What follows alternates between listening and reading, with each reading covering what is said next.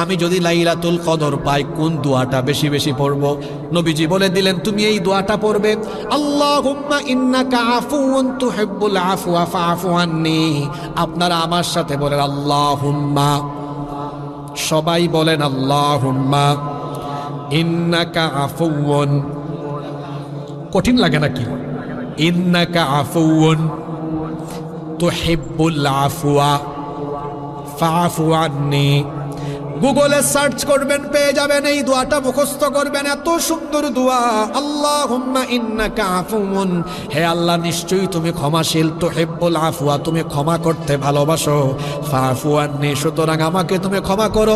রাসূল বলেছেন লাইলাতুল কদর যদি কেউ পায় আর কদরের রাতে যদি সে দোয়া করে, তার দোয়া যিনি ফিরায়া দেন না তিনি কে?